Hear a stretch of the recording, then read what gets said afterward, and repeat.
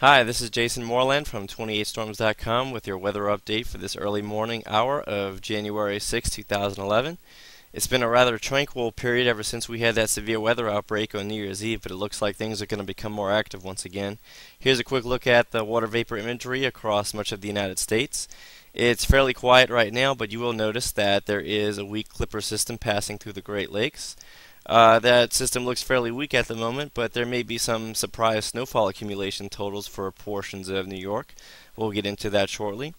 We also still have some shower activity passing through the Florida Peninsula, but fortunately that's going to clear out fairly soon, so Floridians won't have to worry about that much longer. And we have yet another system about to enter the southwestern United States, and that's coming out of the Pacific. So we'll try to tackle all of these items along with a potential East Coast storm for January 11th. So let's dive right on into it. Alright, so here's a look at our initialization for the 0Z GFS. As you'll notice, there's a pretty long wave trough along the eastern United States, and we still have that cutoff upper level low just off the California coastline. Okay? Here's a look at the surface chart, and there's really not much to see, but you do notice that Clipper system over the Great Lakes, and the model shows that surface low steadily continuing eastward over time, with not a whole lot of QPF, although the NAM shows a bit more QPF, and we'll get to that in just a moment. In fact, let's take a look at the NAM right now. Okay, so what we'll see is the Clipper over the Great Lakes, and all of a sudden we get to see some interaction between this trough and the surface low that's located well out to sea, and you get a weak trough of low pressure begin to form in this region, and that's what we call a Norland trough. Eventually you'll have some increased moisture being pumped in from the low pressure out in the Atlantic, and all of a sudden you're going to break out with more snowfall than expected. And if we go ahead and take a look at some of the NAM snowfall totals for the next 84 hours, you'll see that the model is pumping out quite a lot of snow. Again, this is an 84-hour forecast of snowfall total accumulation from the NAM, and in higher elevations it's pumping up in upward of a foot of snow over the next few days. So right now I think the NAM is a bit overdone, but watch out for that possibility, and stay tuned to your local weather offices in that region. Alright, so what does the future bring us beyond that storm system? Well, going back to the GFS, we still see the upper level low that's located just west of the California coast. This is the current time. But as we move into time, we'll see that the shortwave makes it onshore, and this is by early Saturday morning. And it continues eastward into northern Mexico and southern Texas. It's really starting to wind up here across the Rio Grande area, and this is by midnight Sunday. If we take a look at the surface analysis, this is Sunday morning, and as a result of all of that divergence aloft, we get to see some surface low formation, some baroclinic surface low formation along the Texas coastline.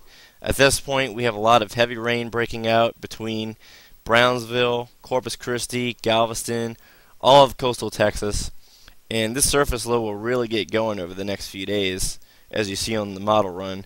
It gives a lot of heavy precipitation, not only to the Texas coast, but also portions of Louisiana, Mississippi, and Alabama. Now, if you look closely, this blue line denotes the 0 degrees Celsius freezing line at 10 meters above the surface. Usually that's a pretty good indication of where you're going to get snow. Usually anything north of that line will be snow. However, I must say that several days out the models often get this wrong.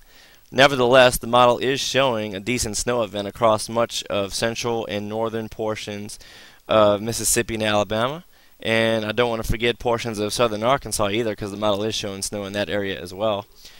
This is for late Sunday night and into Monday morning. And the surface low continues to deepen as it begins to move into the Florida Panhandle. And all of a sudden, the model is beginning to now show a pretty significant eastern coast storm as we head into January 11th.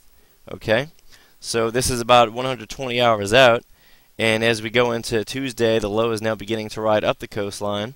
At this point, the mountains of North Carolina and Tennessee are getting pretty good snow. In fact, this is a pretty good event for North Carolina if this model pans out. It's showing a pretty good amount of snow, just like the last snowstorm that we had a couple weeks ago back during Christmas. And instead of going out to sea, this model shows a pretty pretty significant threat for a pretty decent snowstorm across much of the Atlantic states and into New England. It's far too early to get into any kind of specifics or forecast snowfall accumulation totals, but this will be one to watch. I mean, a lot can still happen. This will head further out to sea more than forecast and produce little to no snowfall, or that run can just continue to pan out and we get a pretty significant snowstorm for the big cities.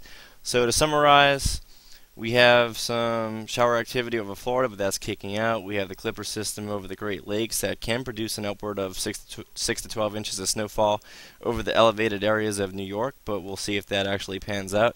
Right now I would say that 4 to 7 is probably more likely. And we still have that system coming into California that's going to be watched as it marches across the southern states. It looks like Saturday, well more so Sunday night into Monday morning are the snow time frames for the Gulf Coast states, more so for central and northern portions of Mississippi and Alabama into northern Louisiana and Arkansas.